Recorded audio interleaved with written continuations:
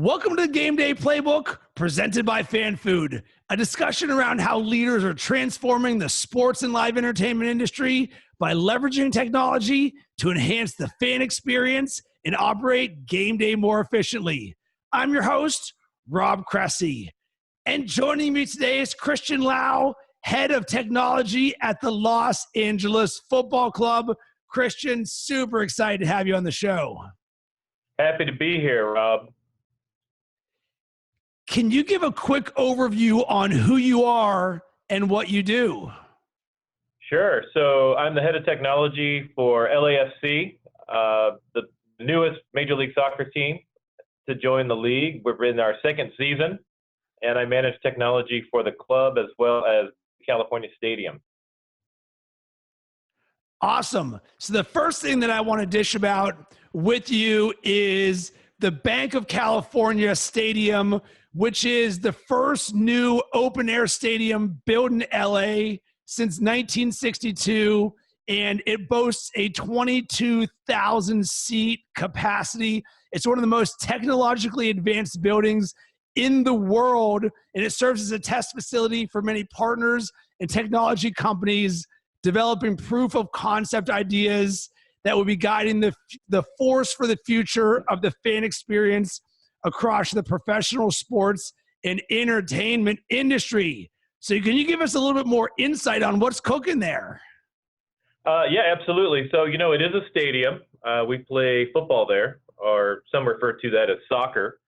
But, really it's a lab for a lot of partners, prospective partners. We do a lot of testing, a lot of alpha, beta testing around, guest experience technology, whether that's point of sale, access controls. We do a lot of stuff with ticketing, next generation type things like augmented reality, artificial intelligence, biometric type things like ticketing and age verification. You name it, we pretty much will do anything at least once. And when you're doing these tests, where does the adoption side of this come in? Because if you're pushing the boundaries of technology, now you've got to get it implemented so people can start using them. And probably for a lot of these people, this is the first time that they're seeing this stuff. So how does the adoption side work? It's actually really strong. So just to give you a little bit of insight, well over 50% of our customers are between the age of 25 and 34. The average age is around 27. They over-index on mobile. 75% of our guests are on iOS devices. And so we skew heavy on iOS. So we work with the Apple and the Apple Pay teams on a lot of things as well. But, sometimes it is the first time they've seen it. But conceptually, they know what AI is. They definitely prefer mobile devices and interacting with a device versus a human. So, the uptake on some of the different things that we've tested has been really high and well received. So how much does this impact the fan experience? Because I'm just envisioning myself attending a match there, and this seems fantastic, especially considering a lot of times I have a hard time getting Wi-Fi in a stadium when I go to a game, nonetheless giving me an experience that I've never seen before. And it's something that I would love to continue to go back because it seems like it makes my experience better, which would be a win-win for everybody. Yeah, absolutely. So I'll kind of frame this out a little bit. So Banc of California Stadium, we have right now the benchmark in the industry for connectivity. We've got a very robust Wi-Fi network that services, like I said, 22,000 guests, but was actually built for 75,000 guests. Ruckus was our partner on that. We decided to over-engineer it. Got 100 gigs of dark fiber that sit under the stadium right now. We use about 10 gigs, and we're barely penetrating that network. On top of that, we have a very spectacular distributed antenna system, a DAS, with all 4 carriers. And we're actually working on an overlay 5G network with Verizon and AT&T through our partner Mobility. So we're definitely really hardcore when it comes to connectivity, because you need to have that infrastructure in order to bring in the types of technologies that we're working with. Because the customer If they're going to use these systems, these applications, they have to have the bandwidth to do so. Well, this seems like the most obvious thing in the world. So first off, thank you for doing that. I mean, it makes complete sense. But why isn't every stadium doing that? Or why haven't they upgraded? Because it makes complete sense that you would do more than necessary, knowing the amount of times it doesn't work. And it doesn't even mean stadiums. I mean, I've been to events everywhere where, I mean, crap, when I go to Lollapalooza, same type thing. You get 25, 50, 100,000 people in an area where it's a content haven where all everybody wants to do is share their experience, which I have to imagine is very similar than to go into one of your matches where you're excited, you're around the fans, you're seeing all these cool things. All you want to do is share it. And all of a sudden it's like, I have 0 bars and my internet doesn't work. And you're like, man, this is killing my experience. So why doesn't every stadium have this? You know, I think there's a couple things. So when because like I said, you know, our stadium is in year 2, so it's still new. And when we decided to build the stadium, our focus was guest experience. And, you know, at the end of the day, we really wanted to make sure that the social media experience was going to be the best in the business. Being in Los Angeles with the demographic we had or have, we knew that we needed to hit the mark. And so that was kind of our driver. You know, our upload speeds are faster than our download speeds, for instance. So Instagram was really top of mind when we built this out. So, you know, we took the time to travel around the country to take a look at other venues and how they do things, you know, throughout their operation. And then we wanted to understand connectivity, which is definitely a struggle for a lot of venues, right? And so we knew that was easily solvable with the right partners and, you know, the investment. And I think that's what it comes down to. I think you have venues out there, some that are older, so the investment would be higher to have a very robust network for their customers. There's a lot of retrofitting involved, that kind of thing. But I think newer venues are really focusing on that experience. You know, Banc of California Stadium, for example, has a GPON, right? So everything in our stadium is fiber. We have no analog connectivity, no copper in the building, really. You can plug into Ethernet, but other than that, everything is fiber. This is absolutely fantastic and so refreshing for me to hear that it was built with Instagram in mind. So how has this allowed you or the marketing department to tailor this to better enhance the fan experience and pretty much the overall brand of LAFC, knowing that you're so connected, that your fans have the ability to share more and really be integrated into everything that you're doing, being better brand ambassadors?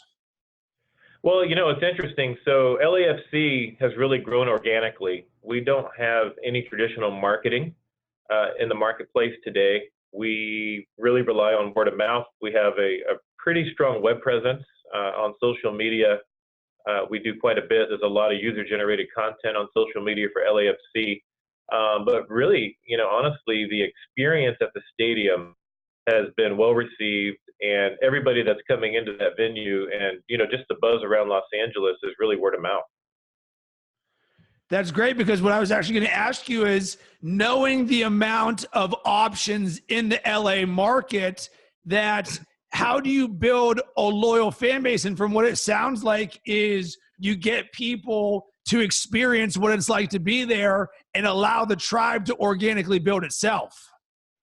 Yeah, absolutely. So, you know, when we started LAFC, the concept, before we had a stadium, before we had a team, we knew that we wanted to bring, you know, the world's game to the world city, right? And we knew that around the world you have soccer purists, you know, those ultra supporters that really make the difference for their clubs, whether it's Ajax in Amsterdam or Borussia Dortmund over in Germany.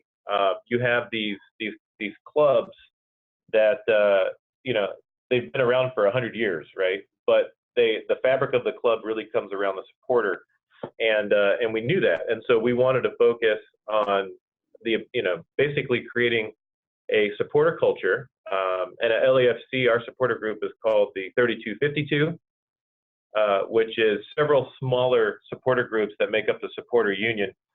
The 3252 name is derived from the number of seats, which are standing room, safe standing seats at the stadium. We literally have 3,252 of them. And just by coincidence, if you add those numbers together, it equals 12, which would be the 12th man, right? So it's it's really a cool experience. But by building that up, by focusing on LAFC being a club and not a team and not a franchise, right? And then focusing on the community of Los Angeles, and where we're based is in Expo Park in South Los Angeles, basically the heart of LA. We knew that, by doing these things, by having the type of outreach that we do in the community, that it would just build the club. So that's how we've grown. It's been an organic experience for us. We have, it's interesting. So you come to a match, which you'll have to come to sometime, and, we're perpetually sold out, and you have this really cool cross section of society that's there. You have people that want to watch the game. You have people that want to be there because it is kind of the place to be, right, on any given night, which is really cool. So you have a lot of influencers and other people. We have celebrities come in the door, on their own free will, right? We don't do paid appearances. We have no interest in creating buzz inorganically. Like, everything just has to happen on its own, and that's what has made us successful. Let's talk about fan-friendly pricing for a second. I'm curious your thoughts on it, because as a consumer, one of the challenges of going to live sporting events is the cost of it. It's very prohibitive. So me living in Chicago right now, if I were to try and go to a Cubs game, getting a ticket, getting food, getting beer, it's going to be pretty expensive to go to a game. God forbid you're a family of four and you want to bring and have the same experience there. So hearing fan-friendly pricing, which I believe it was Mercedes-Benz Stadium down in Atlanta that did this, I'm curious on your thoughts about it. Yeah, it's interesting. So we, the stadium, 60% of our seats are $40 or less, just so you know. And so we know there could be a barrier to entry for people. So we do have price points that start at $22 and go up, for the seats. Parking is reasonable for what it is. It's, in the $30 range. 30% of our customers today actually take public transportation or Lyft or other rideshare, services. And we want to continue to grow that. And then when you look at the concession side of things, we don't have low pricing all the time. Well, we have reasonable pricing all the time, but we actually do a 90 before 90. So 90 minutes before kickoff, we have specials throughout the stadium, right? So $4 beer, $4 food that would otherwise be more expensive, and the food is really legit, right? It's not just normal stadium fare. We actually have really cool food programming in the stadium, and it's a lot of local providers. But no, I think Atlanta's really done a good job with the fan-friendly pricing. I think their per caps have gone up, their basket size because of that. I think they've done really well with it. It's something we'll evaluate. We just have a different product, throughout the stadium on concession, so it's just a little bit different.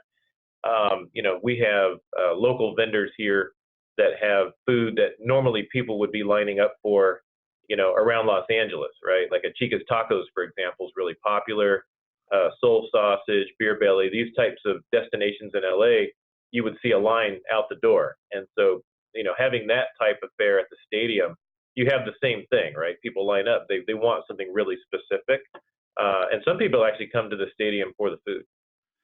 And I love it. And it makes complete sense, because every opportunity that you have is one to create a positive brand interaction. So with the way that things were previously done, all I can get is popcorn or pretzels or a hot dog.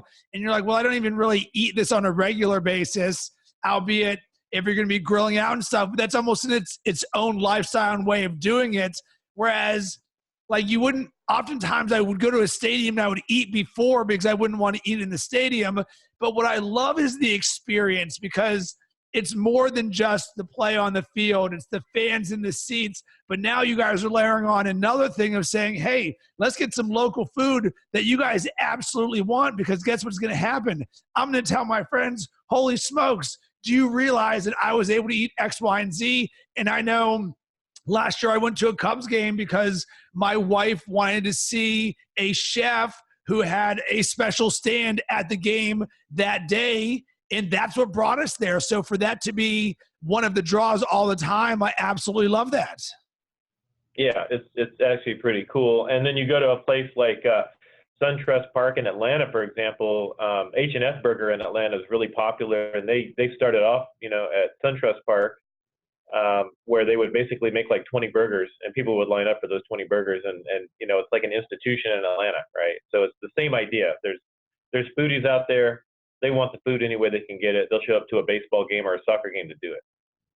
So with this in mind, and you guys always pushing the envelope on things, what are fans liking the most that you're doing from a forward-thinking technology or fan experience standpoint? Because we've talked about a lot of good things, and I'm sure it's sort of a hybrid of everything, but is there anything in particular that has stood out? You're like, man, fans have been liking this. I know you mentioned biometrics and artificial intelligence and now local food providers and super fast connectivity. Is there anything that stands out to you? Yeah, I will tell you, we survey our customers frequently, so we understand what they'd like to see. Artificial intelligence is a big deal for us.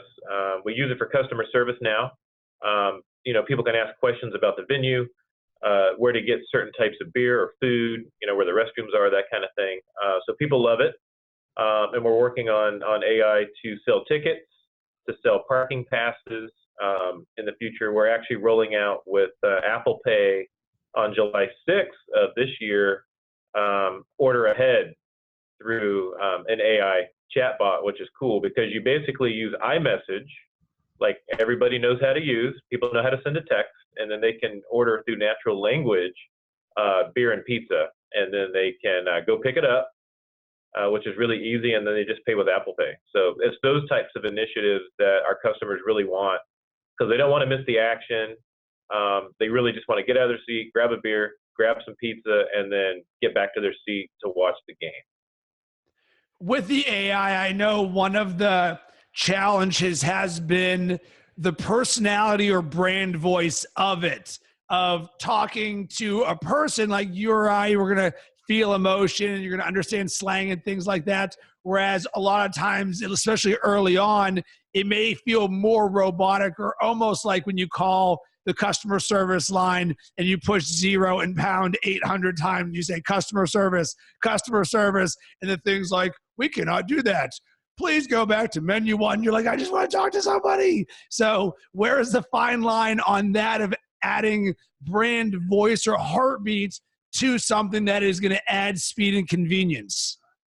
Yeah, so we're not quite there yet, because of that, right? So there are some challenges with talking to an AI, especially in a crowded venue that's noisy.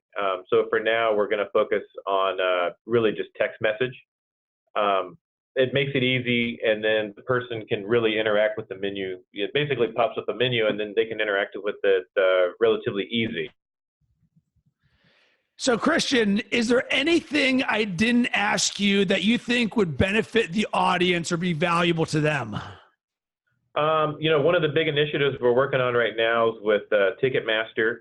We are rolling out SafeTix, which is their encrypted ticketing platform, which is basically, it's 2 parts. So you have a rolling barcode and then an NFC contactless pass that you can either use in our app or in your wallet. And, that's coming very soon to us, other venues, the National Football League. So, pretty soon ticketing is going to be a lot simpler and it's going to be, mobile driven. So that's something in the marketplace that's coming. And I think that customers are going to embrace it. I think it's going to be really simple for them to get in the building. There's a lot of benefit to it on both sides. What about if we take this to the secondary market where I know a lot of fans, that's where they're going to be buying their tickets. So does this extend to that? It does. right now we're working through the logistics of the secondary market. With us, obviously, TM Plus is our secondary marketplace. So those tickets transfer, seamlessly. That's very easy. And then there's other players out there that we are working with to, potentially have the ability to bring an encrypted ticket across, right? But, ultimately that will likely weigh on the seller, where they can, talk about, when they sell the ticket, they can have the location of the seat, and then they would have to connect with the buyer to transfer that ticket. But I know that there are conversations being had to make that a little bit more seamless. Christian, I love all things sports, and I love when people and brands are forward thinking. And it was very refreshing for me to hear the perspectives of how you and the LAFC are being forward thinking and using technology to enhance the fan and game day experience. So thank you very much for that. Where can people connect with you and the LAFC? So, they can go to LAFC.com and check it out. We have a very cool website. We're also on all the social media channels you can imagine. And then you can look me up on LinkedIn. As always, I would love to hear from you about this episode. Did it cause you to think or take action? I would also be curious to hear, what is the best forward-thinking technology you've experienced at a stadium or sporting event? You can hit up FanFood on Twitter at FanFoodOnDemand, on Instagram at FanFoodApp, or on LinkedIn. And as always, you can hit me up on LinkedIn by searching Rob Cressy. It's going, it's in there. A new Major League record.